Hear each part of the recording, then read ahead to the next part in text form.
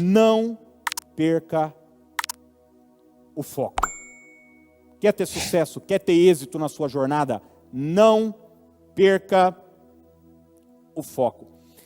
É interessante, gente, que quando a gente tem um objetivo e uma meta na vida, um sonho, seja ele qual for, e em que área for, um dos maiores adversários da gente são as distrações. Você precisa tomar cuidado com as distrações. Você tem a meta de passar num concurso. Você vai ter distrações no meio do caminho. Às vezes as distrações vêm até travestidas de coisas boas, de uma amizade, de um namoro fora de momento. Às vezes você tem uma meta e um objetivo financeiro. Poxa, quero comprar um terreno, quero comprar uma casa, eu quero trocar o meu carro. E às vezes aparecem distrações, promoções, para você gastar com outras coisas. E leve isso para qualquer área da sua vida. Você vai ver que se aplica. É necessário manter o foco. Manter o foco. Não, esse é um momento de investimento, esse é um momento de renúncia, esse é um momento de calma, esse é um momento onde eu vou precisar me manter focado. E é curioso que você vai olhar a história desse camarada aqui, a gente não sabe o nome dele, mas ele é um cara focado. Ele está determinado a cumprir aquilo que Abraão o determinou para fazer. Olha que Gênesis 24, 33 nos diz, ele já está na casa da família de Rebeca, né? Ele se encontrou com Rebeca no poço, e ele vai passar a noite lá, e então os familiares de Rebeca chamam ele para a mesa, e vão servir o jantar, e eles vão comer e tal, e esse homem certamente está cansado, está com fome. Vocês imaginam que há milhares e milhares de anos não tinha nenhum graal na estrada para eles pararem, comer um pão na chapa, não tinha frango assado para comer espetinho de frango, nada disso. Era chão, era terra batida e ó, viagem. Então lá, o cara está com o estômago gritando. Gênesis 24, 33. Quando a refeição foi servida, porém o servo de Abraão disse: não comerei, enquanto não explicar o motivo da minha vinda.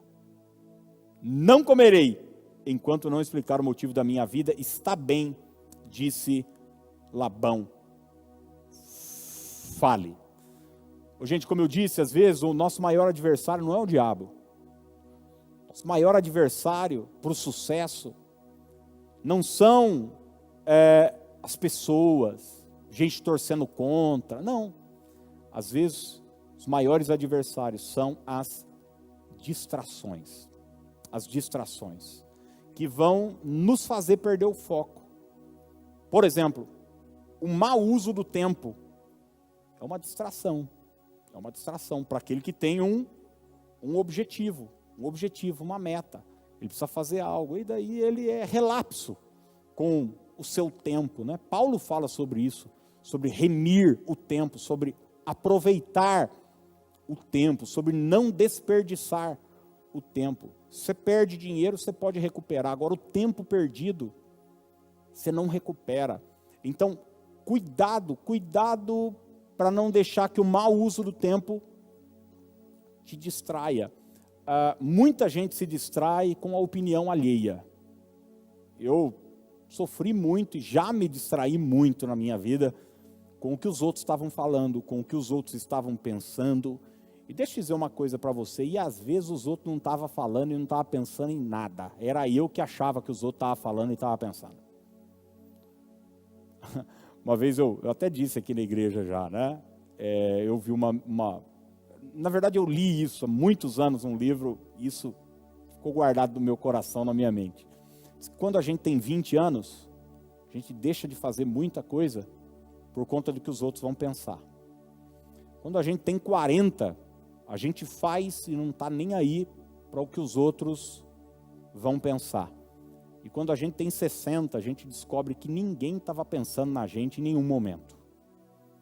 Então, quanto mais cedo você amadurecer e passar por cima da opinião dos outros, que será apenas uma distração na sua jornada, mais cedo você vai chegar no seu destino e no lugar onde você estabeleceu como meta e como plano. E eu quero abrir um parênteses importante aqui para falar sobre a maior distração que a gente pode ter na jornada, que é o pecado.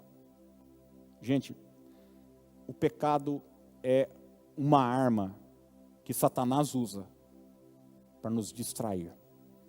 O pecado, a Bíblia diz, na verdade, a definição da palavra pecado é errar o alvo. Errar o alvo. Você tem uma meta, você tem um objetivo, você erra. Então, cuidado, não brinque com o pecado. Gente, eu já vi tanta gente boa, tanta gente amável, tanta gente talentosa, tanta gente de Deus, gente fina, bacana, generosa, tanta gente maravilhosa, fracassar na vida, porque em algum momento brincou com o pecado. Eu preguei domingo à noite sobre o tema quando muito não é o bastante. Na verdade, eu conversava na segunda com um amigo pastor, eu falei, ele perguntou, o que você pregou ontem?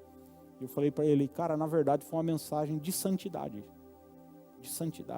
um chamado à santidade, apesar de não usar esse termo na mensagem. Jesus disse para o jovem rico, se você quer ser perfeito, falta uma coisa. Ele diz, olha, tudo isso eu tenho feito. E sabe, ontem mesmo, eu conversava, bati um papo com o pastor Ricardo. Quando a gente faz muito, Satanás nos quer fazer entender que a gente tem liberdade para fazer algumas coisinhas. Você faz muito, você vem à igreja, você dá seu dízimo, você é uma pessoa de oração, você jejua, você dá seu tempo, você dá aula para as crianças, você prega, você toca, você faz muita coisa. E então a sua mente te diz, a sua carne te diz, o diabo te diz que não tem problema. Um envolvimento aqui, uma brincadeira ali, um flerte lá. E daqui a pouco, aquilo que o Salmo diz, um abismo chama outro abismo.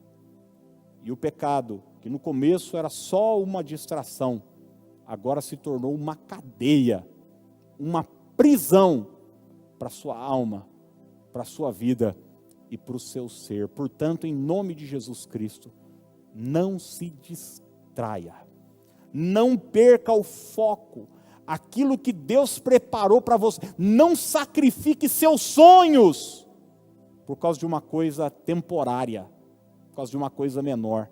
Essa semana nós lemos também quando Esaú troca o direito de primogenitura por um prato de lentilha.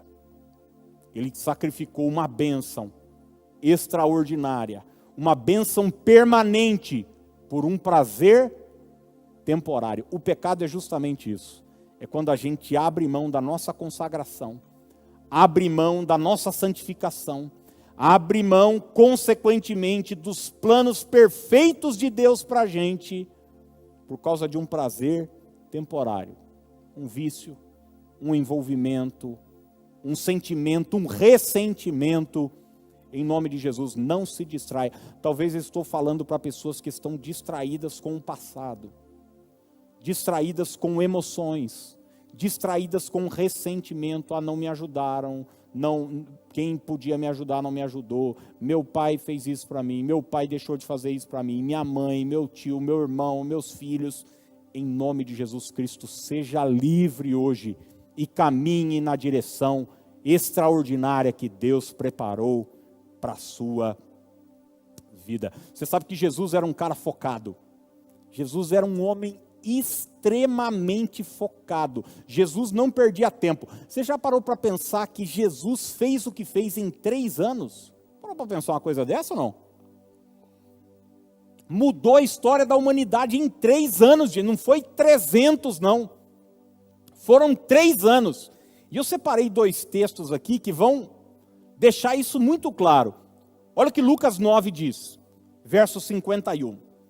E aconteceu que ao se completarem os dias em que devia ele ser assunto aos céus, manifestou no semblante a intrépida resolução de ir para Jerusalém. Então, Jesus resolveu, tinha como meta, como objetivo o quê? Ir para Jerusalém. Olha o que o verso 53 agora vai dizer. Mas não o receberam, porque o aspecto dele era de quem decisivamente ia para Jerusalém. Ô gente, o rosto de Jesus, você já deve ter visto esses estudos de semblante, né? O cara pelo que ele mexe, pelo que ele mostra, pelo que ele demonstra. Tem um seriado ali, eu assisti muito tempo, chama Lie to Me, ou Não Minta para... Tente Me Enganar, alguma coisa que assim, faz muito tempo, e o cara tinha uma empresa contratada pelo governo, pela polícia, para muitas vezes olhar para a face da pessoa, o que ela estava falando, para saber o que na verdade ela estava sentindo, o que talvez ela tivesse omitindo. Existe uma ciência por trás disso. Mas a Bíblia vai mostrar já há 2000 anos que o rosto de Jesus demonstrava seu objetivo, sua meta, seu foco, sua resolução. Jesus era tão focado que isso vazava pelo seu semblante, pelos seus poros. Ele não se distraía com pequenas coisas. Não se distraia. Verso 56 de Gênesis 24, e nós passamos para o último ponto, diz assim: o servo, porém, disse: não me detenham. Aqui eles já comeram, já resolveram, a menina topou, vai casar, Abraão é rico, está tudo certo, a menina é virgem, Isaac também, está tudo resolvido, está todo mundo, juntaram a fome com a vontade de comer. E daí os caras falam: não, viu, fica mais um pouco aqui com a gente, tal, fica uns dias, deixa a menina aí, despedir das amigas e tal. O cara disse o seguinte: não me detenham. O Senhor me deu sucesso em minha missão. Agora envie-me de volta ao meu Senhor. Sabe o que é isso, gente? Foco. Foco. Tem gente que se distrai com as pequenas vitórias do caminho. Porque um sonho, ele é construído de pequenas etapas. Então, pense, são como rodovias que você vai entrando, e depois você termina uma, e depois começa a outra. Eu falei sobre sucesso profissional, né? Tem a escola, tem o vestibular. Daí o cara passa no vestibular, e aí, ele é bem sucedido? Não, não é bem sucedido coisíssima nenhuma. Agora ele vai ter que começar na faculdade. E daí ele pegou o canudo da faculdade, e ele é bem sucedido por causa disso? Não, é agora que o bicho vai começar a pegar.